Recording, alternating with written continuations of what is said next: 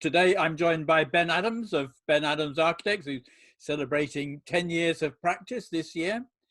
And when I discussed with Ben earlier, he suggested that this period we've seen the last of the BCO office specification. Ben, can you just explain a little bit more what you meant by that? What I meant is the raised floor and drop ceiling and somewhat vanilla office space that's typical of the City of London and elsewhere for many years, and was used as a sort of benchmark or a standard by many agents in deciding which offices to show to their clients. And what we've seen over the last 10 years really is a move away from that sort of uniformity towards something more creative, more interesting, dare I say, more comfortable, led by Shoreditch and the City Fringe, and then spreading across London as we all sort of start to question the way we work, before all of this happened, of course. So I think what we're seeing now is that everybody is more liable to ask questions about where they work and how comfortable it is and how well designed it is, how flexible it is, and want character and variety rather than sort of cookie cutter rows of desks. And I think the BCO is reacting to that and realizing that the world has changed, and trying to produce guidance that is better, really more fit for purpose and reflects what people are actually doing rather than what has happened historically.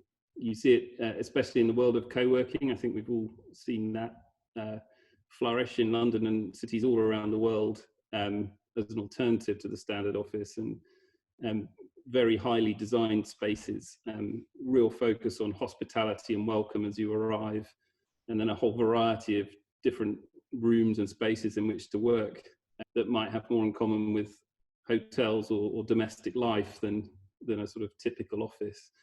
And we wondered whether it would persist when it first started to spread. Everybody was thinking, is this for real? And then it took a huge chunk of the market, and everybody realized that it was very attractive and there was a role for it. So I think we're seeing the impact of that now ripple out to more conventional office developers, bigger tenants. It's not just a phenomenon of the tech world in Shoreditch or Brooklyn. It's something that's happening across the city, which is great for architects, I would say. In a lot of these larger office spaces, we've had a decade or more when we've been packing more and more people into smaller and smaller spaces. Do you think COVID-19 is now going to have an impact on that strategy? It's something we're asking ourselves at the moment as a studio is how can we get back to work, and what does it mean for occupational density? Ironically, before COVID, we were already asking ourselves that question, in that there is a desire to try and pack people in more tightly, and it has huge impacts on buildings and their sustainability in particular, because you've got to add more heating and cooling and lifts and toilets and all the expensive parts of offices. But pushing against that was a change in our working patterns. People were working from home, working different hours of the day, and simply not in the office because they were out at meetings or on holiday. So when you look at the actual density with which we use our office space, it's not what it says on the tin, and it might be once a year, but should we really design buildings for that once a year occasion? I don't think so. So I think COVID will mean that we start by observing quite strict social distancing and occupying buildings perhaps a third more densely as we did historically. But then we'll also sort of spread out the working day. People will want to carry on working from home, not all day, every day, but certainly more of the time. And the study we're doing on our own office is how can we get the same number of people into our space in a safe way? What does that mean? We don't yet know the answer, but I think a stretched day and an amount of working from home quite quickly gets you back to the density that you need. It's really hard to look into the future and see what it means for offices in general, but so far it's a sector that we've seen that is very robust, and of all our projects, it's the office projects that are continuing with the most sort of urgency. So I think there's more confidence there than in other areas that you might imagine, like retail or hospitality, that have been very, very suddenly affected by this. But I guess on one hand, you've got people taking up more space because of social distancing. You also then, on the other hand, got perhaps in the future fewer people going into work now that we've all got the hang of home working. So what do you think that will do on the overall demand for office space? I don't think it's going to go down. I think, like in any situation, any crisis, any recession where there is a sudden change in market conditions or the way we work, as we're seeing at the moment, there's always a worry that the whole world will change dramatically, and it will impact demand. But I think when you think about office space and the fact that we will all want to spread out and work flexibly and have different spaces in which to work, and what we used to call breakout space that's become a large chunk of an office now, that demand will still be there for a certain amount of space. What I do think will happen, as happens in every recession, is that the cream will rise to the top. People will get more choosy about which building they want to be in. Staff will be more demanding about how they want to work. And as designers, we'll have to respond to all of that.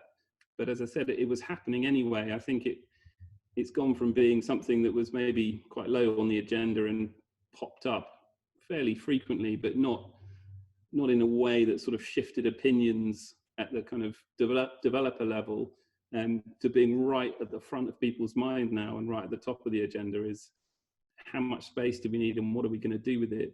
But a city like London, the demand is always there. We've seen in recessions historically that people come to London as a safe place to be, and in better times they come here because it's a really nice place to be. So I don't worry about the city and demand in that way, based on what we've seen before.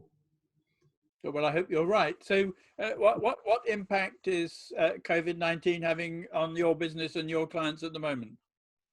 Yeah, a dramatic one. I think what we've seen is that clients have fallen into two camps. They've either caused projects to screech to a halt, or they've very much wanted to carry on at a sort of normal pace. So we haven't seen a general slowing down. We've just seen hospitality, hotels, anything to do with the leisure sector stop dead as clients there have really difficult questions to ask themselves about what's coming next and what they need to do, and much more immediate worries than the new projects. Whereas in offices and master planning and large scale projects that tend to have much longer time horizons anyway, you've got clients looking 2, 3, 5 or 10 years into the future, they're tending to carry on because they think that by the time they're ready to open a new building, we'll have found some answers to this. And yes, the world will look different from how it does today, but it'll still be here. And there'll still be people to occupy their buildings. So yeah, it's challenging. I think there'll be a lot of smaller practices at the end of all of this, including our own, but there's also quite robust work to be done and some intelligence to bring to this situation at the same time. So it's not a dead stop, as it is in so many industries, but it's not business as usual either, and I don't think it will be for quite some time. I think at the beginning of all of this, there was a lot of talk of a sharp V-shaped recession where the world would spring back to normal sort of several months down the line, but I don't know how that can happen. I think it will be a much more multi-threaded recovery, with some people seeing their world return to normal quite quickly in quite predictable ways, and other parts of the world or parts of our industry really struggling because things have changed in a sort of systemic way. Yeah, we're just trying to navigate that week by week, I'd say. But I suppose as architects, as you continue working, you actually have to imagine what the world is going to be like when this is all over and how that will impact on the work you're actually doing. Yeah, absolutely. There's a project we're looking at the moment in Los Angeles where we have a client who has a parking lot and has asked for some ideas. And they're a client who would usually build hotels and venues and spaces in which lots of people gather together. And even before COVID, they weren't keen to do that and said, look, what can we do with it? So we're using it as a study for what a new residential building with some retail space at the bottom might look like in a post-COVID environment.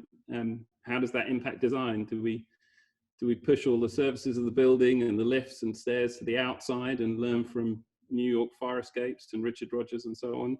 Can we keep people apart? Is that the right thing to do? And what impacts does that have socially? If we all live in isolated boxes, is that a desirable thing?